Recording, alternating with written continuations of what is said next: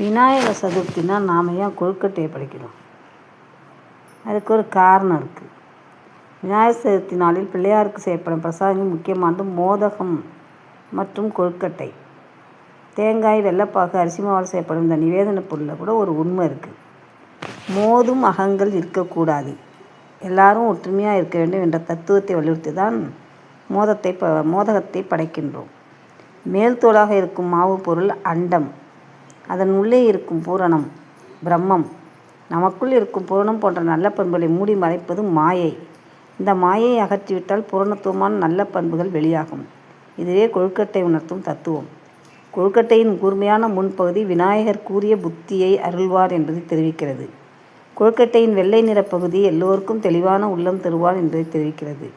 கொழுக்கட்டையின் உட்புறத்தில் இனிப்பான பகுதியோ கணபதி என்பதும் எப்போதும் இனிய அருள் வழங்குவார் என்பதும் சொல்லாமல் சொல்கிறது. விநாயகருக்கு படைத்த கொழுக்கட்டையை படைத்து விநாயகரின் அருளை பெறுவோமாக. விநாயகர் சதுர்த்தி வாழ்த்துக்கள்.